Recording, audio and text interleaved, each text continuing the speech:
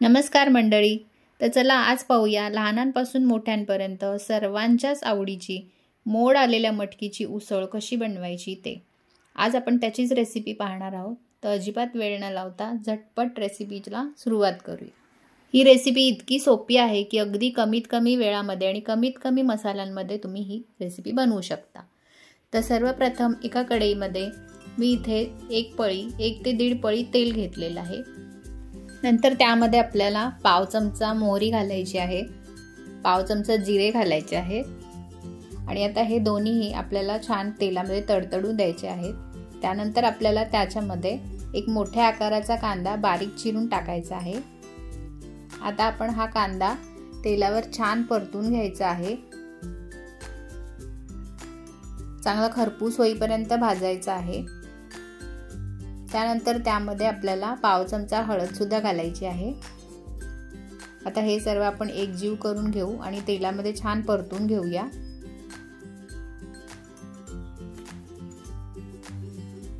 आता आपल्याला कांदा परतत असतानाच त्यामध्ये चवीनुसार मीठ घालायचं आहे. कारण आता जर कांद्यामध्ये मीठ घातलं तर ते कांद्यामध्येही छान मुरलं जातं आणि भाजीला आणखी जास्त चांगली चव येते. तसंच त्यानंतर आपण याच्यामध्ये अर्धा चमचा लाल तिखट सुद्धा घालणार आहोत आणि कांद्यामध्येच आपण लाल तिखट आणि मीठ हे दोन्ही परतून घेणार आहोत. त्यानंतर आता एक मध्यम आकाराचा टोमॅटो बारीक चिरून मी घेतलेला आहे आणि तो मी आता ह्याच्यामध्ये टाकत आहे. आता हा टोमॅटो आपल्याला कांद्याबरोबर मऊ होईपर्यंत चांगला परतून घ्यायचा आहे आणि शिजवून सुद्धा घ्यायचा आहे. कांदा आणि टोमॅटो हे दोन्ही एकजीव झाले पाहिजेत आणि त्याची एक स्मूथसर अशी ग्रेव्ही तयार होईपर्यंत हे दोन्ही एकत्र भाजून घ्यायचे. त्यानंतर मी इथे भरपूर मोड आलेली अशी मोडाची मटकी मी ह्याच्यामध्ये टाकत आहे. तुम्ही पाहू शकता किती छान मोड आलेले आहेत मटकीला. आणि अशीच मटकी आपल्याला मटकीची उसळ करण्यासाठी वापरायची आहे. मोड आलेल्या कोणत्याही कडधान्यामध्ये भरपूर प्रमाणात प्रोटीन्स असतात जे आपल्या शरीरासाठी खूप उपयुक्त असतात. प्रोटीन्स आपल्या शरीराला ऊर्जा देते आपलं रोजचं दैनंदिन काम करण्यासाठी. त्यानंतर त्यामध्ये आता मी थोडीशी चवीप्रमाणे कोथिंबीर सुद्धा घालून घेतलेली आहे आणि आता हे सर्व मी तेलावर छान परतून घेणार आहे. आत्ताच कोथिंबीर घातल्यामुळे त्याचा सुद्धा फ्लेवर भाजीमध्ये खूप छान उतरतो. हे बघा अशा पद्धतीने टेक्स्चर आलेलं आहे. आता हे सर्व आपल्याला 1 मिनिटभर परतून घ्यायचं आहे. त्यानंतर त्याच्यामध्ये मी भाजी थोडीशी मिळून यावी म्हणून शेंगदाण्याचं बारीक असं वाटलेलं 1 ते 2 चमचे कूट ह्याच्यामध्ये मी वापरलेलं आहे. इतर कोणतेही जास्त मसाले न वापरता सुद्धा अशा पद्धतीने सुद्धा आपल्याला ही मटकीची उसळ तयार करता येते.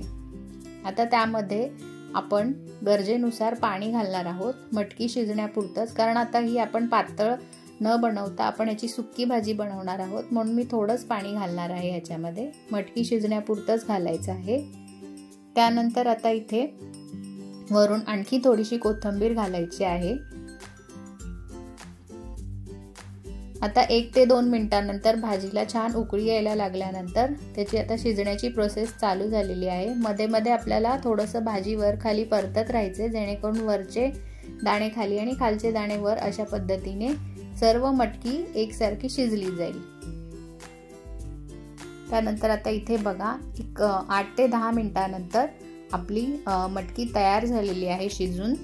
हे बघा अशा पद्धतीने त्याचं एकसर असं दाटसर असं एक टेक्स्चर आलेलं आहे भाजीला.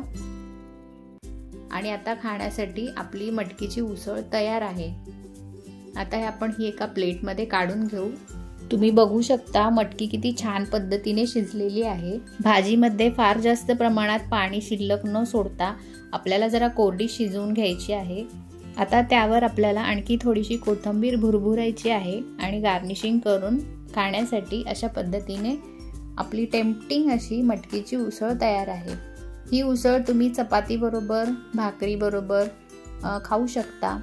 तसेच मला तर ही उसळ अगदी कोरडी खायला म्हटलं तरी पण आवडते किंवा अगदी तुम्ही ह्याच्यामध्ये मुरमुरे आणि फरसाणाचं थोडंसं घातलं तर ह्याच्यामध्ये मटकीची भेळ सुद्धा ह्याच्यापासून तुम्हाला बनवता येऊ शकते.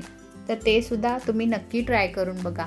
आणि ही अगदी कमीत कमी मसाल्यांमध्ये आणि झटपट अशी होणारी मटकीची उसळ बघा किती छान दिसते आहे आणि चवीला तर अप्रतिम लागते.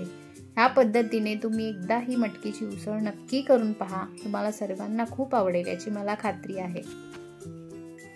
तर कशी वाटली आजची रेसिपी मला कमेंटमध्ये नक्की सांगा. आणि तुम्हाला मटकीची उसळ खायला आवडते का आणि कशा पद्धतीने तेही मला कमेंटमध्ये नक्की सांगा. व्हिडिओ आवडला असेल तर लाईक, शेअर आणि चॅनलवर नवीन असाल तर सबस्क्राईब करायला विसरू नका. भेटूया अशाच छान छान रेसिपीसह पुढच्या व्हिडिओमध्ये. तोपर्यंत सर्वांना बाय बाय.